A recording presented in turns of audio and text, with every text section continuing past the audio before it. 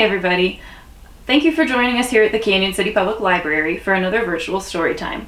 We like to start our story times off with our welcome song, sung to the tune of Twinkle Twinkle Little Star, and it goes something like this. Welcome, welcome everyone, now you're here, let's have some fun. First we'll clap our hands like so, then we'll bend and touch our toes. Welcome, welcome everyone, now you're here, let's have some fun. Good job everybody.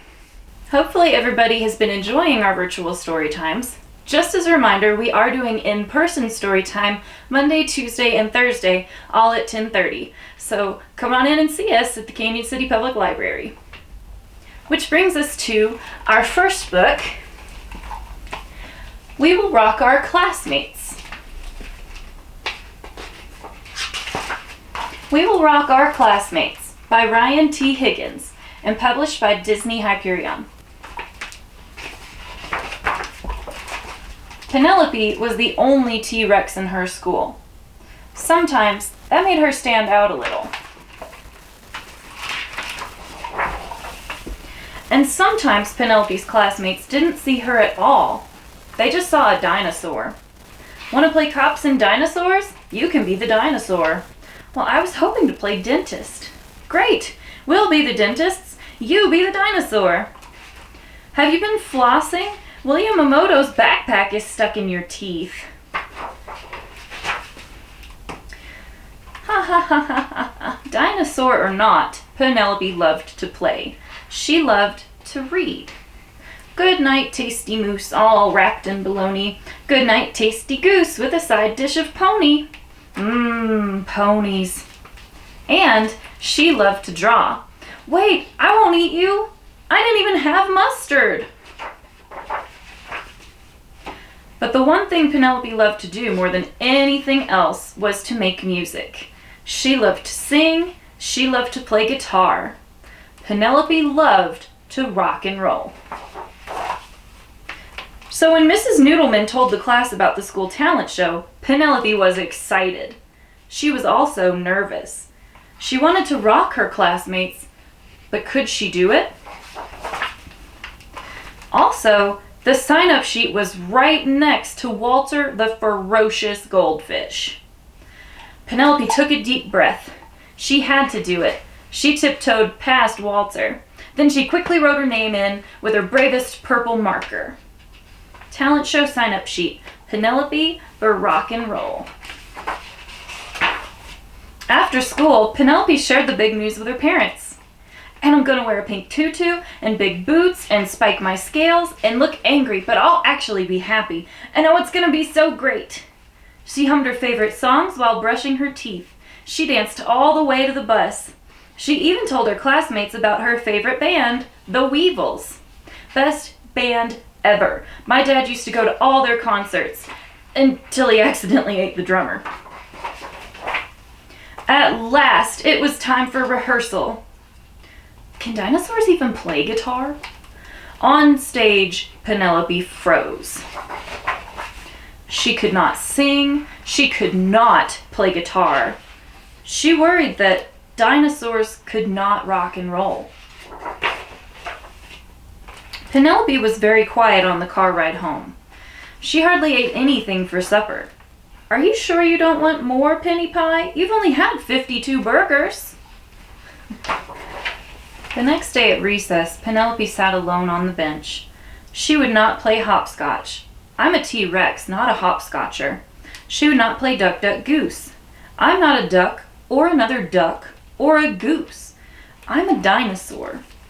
At the end of the day, Penelope crossed her name off the sign-up sheet with her saddest blue marker. When Penelope got home, she went straight to her room. Daddy Rex came in to talk to her. Is everything okay? He asked. I can't be in the talent show, she cried. I'm just a dinosaur. Ah, I see, said Daddy Rex. Come with me.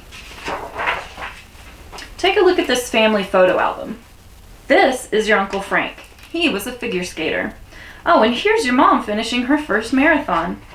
And here's me, the world hamburger eating champion. I ate 5,053 hamburgers with ketchup. You see, said Daddy Rex, Being a T-Rex is only a part of who you are. You, for instance, are kind and caring and creative and adventurous. And you can be anything you want to be. The next day at school, Penelope marched back over to the sign-up sheet.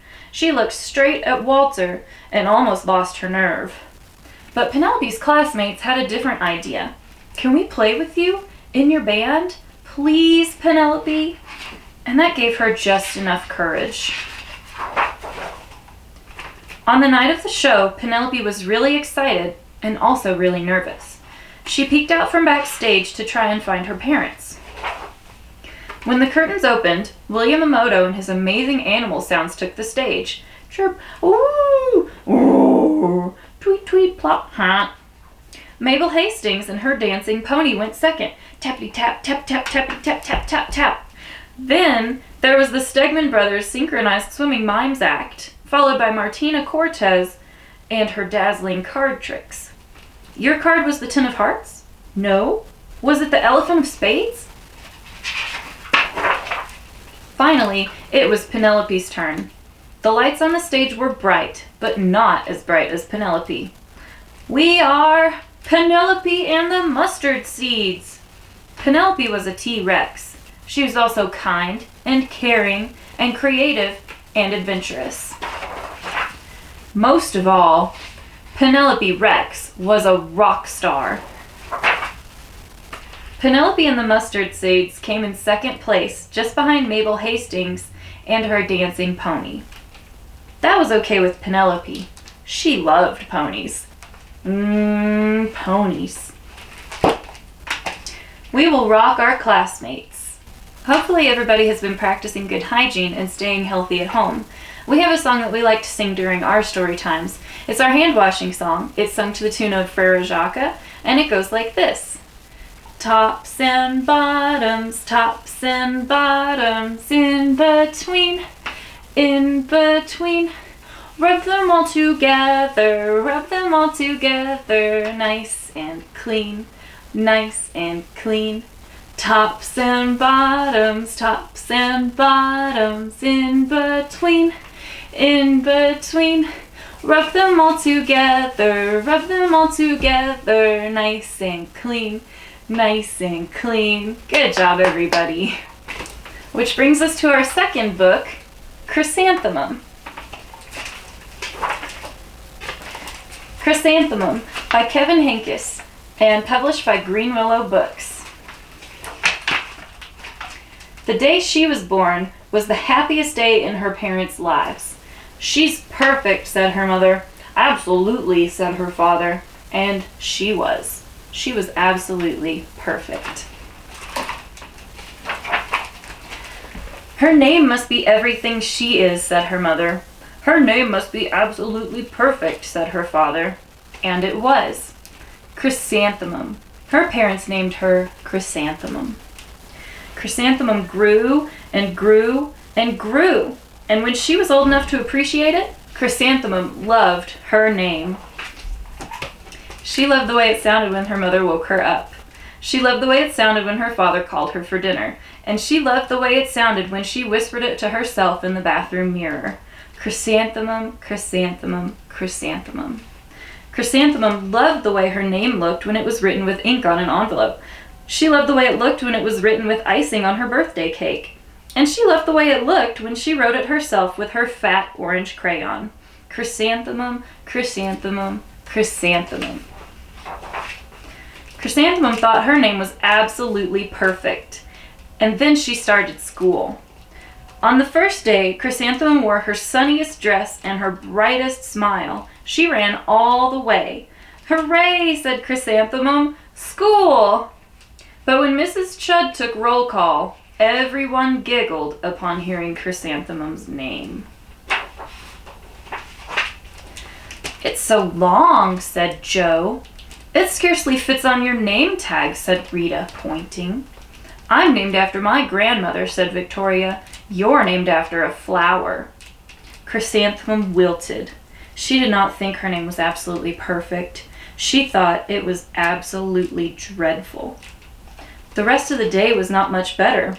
During nap time, Victoria raised her hand and informed Mrs. Chudd that Chrysanthemum's name was spelled with 13 letters. That's exactly half as many letters as there are in the entire alphabet, Victoria explained. Thank you for sharing that with us, Victoria, said Mrs. Chudd. Now put your head down. If I had a name like yours, I'd change it, Victoria said as the students lined up to go home. I wish I could, thought Chrysanthemum miserably. Welcome home, said her mother. Welcome home, said her father. School is no place for me, said Chrysanthemum. My name is too long. It scarcely fits on my name tag, and I'm named after a flower.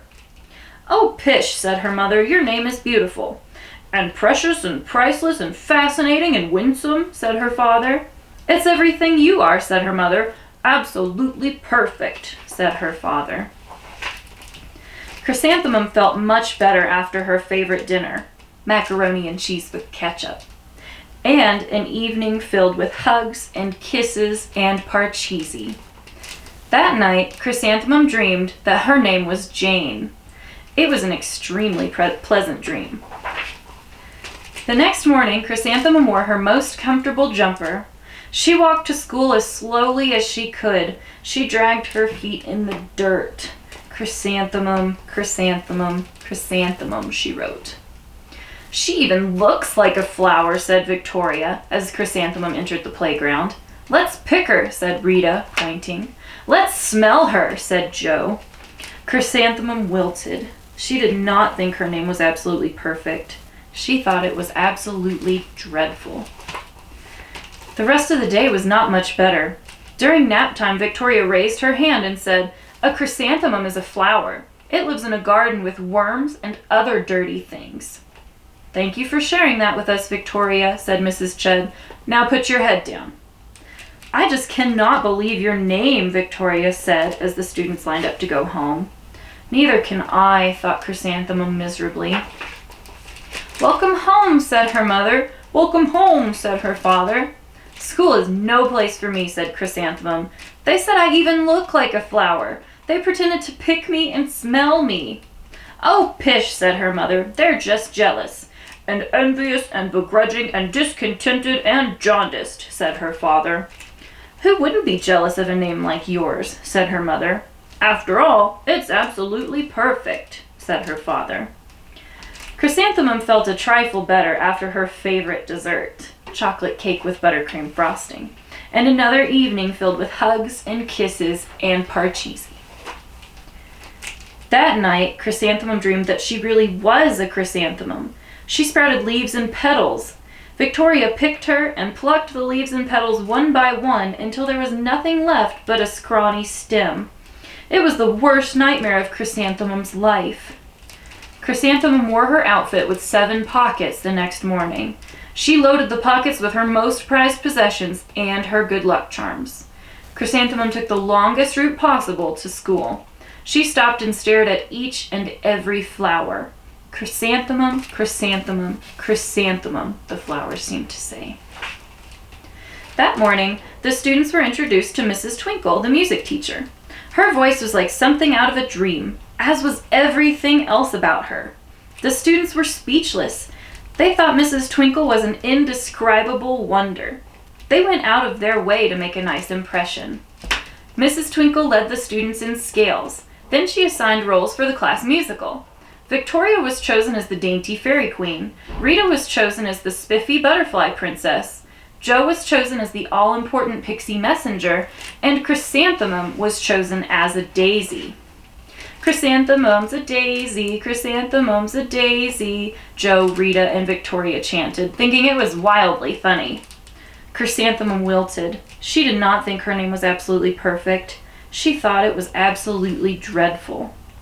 What's so humorous? Asked Mrs. Twinkle. Chrysanthemum was the answer.